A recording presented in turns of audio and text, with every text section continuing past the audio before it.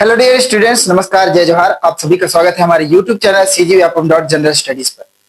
आज हम एक ऐसा सवाल लेकर आए हैं जिसको शायद आज कोई टीचर उठा नहीं रहा है, लेकिन बहुत जरूरी ये सवाल है और हमको ये सवाल पूछना ही पड़ेगा सरकार से कि आखिर क्यों आबकारी आरक्षक परीक्षा में लगभग 2 से 3 हजार बच्चे एग्जाम नहीं दे पाए हैं, जिसमें छात्र की गलती नहीं है।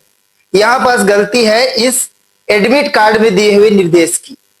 आज मैं आपको बताऊंगा कि किस तरह से बच्चों को परीक्षा देने से वंचित किया गया है, जबकि छात्र पूरी तैयारी से लगा हुआ था। 2-3 महीने या साल भर से वो बच्चा तैयारी करते हुए आ रहा है, लेकिन एग्जाम डेट पर उसको गेट से एंट्री नहीं मिलती है, जिसमें उसकी कोई भी गलती नहीं है। और आज बहुत बड़े बड़े सवाल उठते हैं जिस पर हमको बात करना पड़ेगा और सीधा सवाल पूछना पड़ेगा। देखिए, मैं आपको बताता हूं कि वो मुख्य बातें कहाँ हैं जहां पर सबसे ज्यादा विवाद उत्पन्न हुआ। देखिए, यहाँ पर लिखा हुआ है आपके दिशा निर्देश अभ्यर्थी के लिए, इसमें 5वें नंबर में है, हल्के रंग के आधी बाह वाले कपड़े पहनकर परीक्षा देने आए। अब यहाँ पास हल्के रंग का मतलब ये है कि अगर मैं लाइट कलर का, light blue, light yellow, light green पहनकर भी जाता हूं तो मुझे एंट्री मिल जानी चाहिए, पर ऐसा हुआ नहीं। कई एग्जाम सेंटर पे जो बच्चे हल्की नीली कलर के पहन कर आए हैं या हल्का गुलाबी कलर का पहन कर आए हैं, उनको भी परीक्षा देने से रोक दिया गया। हर सेंटर में ऐसा नहीं हुआ, लेकिन कुछ सेंटर में जहां, क्योंकि ये प्राइवेट स्कूल थे, यहाँ के अलग, इनको कभी उतना ज्यादा एक्सपीरियंस था नहीं कि कैसे परीक्षा दिलाया जाए और कितनी सारी छूट दी जा सकती है एक विद्यार्थी को। यहाँ छूट नहीं दी गई और उनको परीक्षा देने से बिल्कुल वंचित कर दिया गया। तो ये बहुत बड़ा एक सवाल उठाता है कि अगर आपको व्हाइट ड्रेस ही कहना था तो डायरेक्ट व्हाइट लिख देते, लेकिन हल्की रंग के कारण आपका जो इनविजिलेटर है या फिर जो कहा जाए बाहर जो पुलिस फोर्स लगी हुई थी जो चेकिंग कर रहे थे, उन्होंने उनको परीक्षा देने से रोक दिया, उनको बाहर कर दिया गेट से। दूसरा, अब देखिए, इसमें लिखा हुआ है कि धार्मिक या सांस्कृतिक पोशाक वाले अभ्यर्थी को परीक्षा केंद्र पर सामान्य समय से पहले रिपोर्ट करना होगा। उन्हें अतिरिक्त सुरक्षा जांच से गुजरना पड़ेगा, तभी ऐसे पोशाक की अनुमति होगी। कहने का मतलब ये है कि अगर कोई साड़ी पहनकर महिला गई है तो आप उसको रोक नहीं सकते परीक्षा देने से।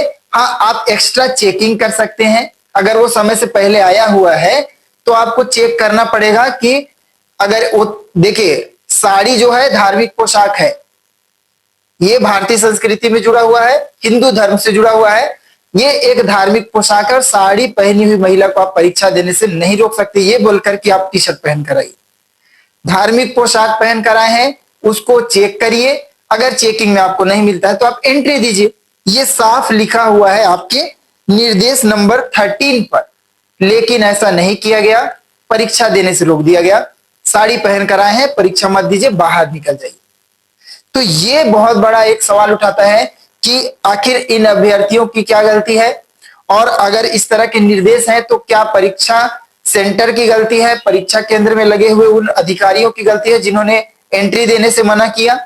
अब एक और सवाल जो कि सबसे बड़ा है, देखिए, यहां पास आपके परीक्षार्थियों को परीक्षा केंद्र में 10:30 AM के बाद मूल पहचान पत्र के बिना प्रवेश वर्जित है।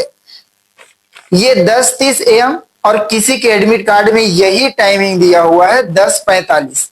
अब जो बच्चा 10:45 के इंतजार में 10:30 को पार कर गया, किसी कारणवश, मान लीजिए वो दूर से आ रहा है या ट्रैफिक में फंस गया, लेकिन 10:45 के अंदर वो आ गया है, तो उसे एंट्री नहीं दी गई, क्योंकि जो शासन के द्वारा निर्देश पट्टिका दी गई है या कॉपी दिया गया है लोगों को, जो वहां के अधिकारी हैं, उनमें लिखा है कि 10:30 के बाद एंट्री बंद।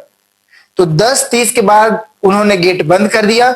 जिसके में 10:45 लिखा है वो चाहे 1000 अर्जी लगाता रह गया, उसको एंट्री नहीं दिया गया, क्योंकि हमारे पास जो ऑफिशियल लेटर है इसमें 10:30 लास्ट है। अब आपके में अगर 10:45 है तो गलती आपकी है। तो ये सवाल उठता है, ये 3 सवाल बहुत इंपॉर्टेंट है। क्या साड़ी धार्मिक परिधान नहीं है? ये सरकार को आपको बताना पड़ेगा, परीक्षार्थियों को, कि क्या साड़ी आपके धार्मिक वस्त्र है या नहीं है। दूसरा, 10:30 के जगह अगर 10:45 किसी के एडमिट कार्ड में लिखा है और वह परीक्षा देने से वंचित हो गया, तो इसमें गलती उस परीक्षार्थी की है या आयोग की गलती है, इसको बताना पड़ेगा।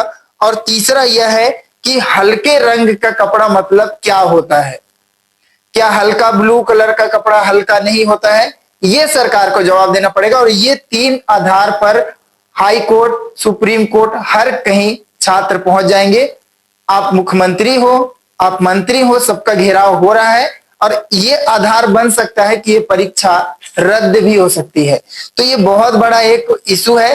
देखिए, जो परीक्षा दिया है, जिसका बना है, वो इसके पक्ष में नहीं होगा, लेकिन जिसको परीक्षा देने से ही रोक दिया गया, वो परीक्षार्थी जरूर चाहेगा कि ये जो परीक्षा की पद्धति है, ये सरासर नाइंसाफी है और गलती अगर छात्र की नहीं है तो उनको एक मौका मिलना चाहिए।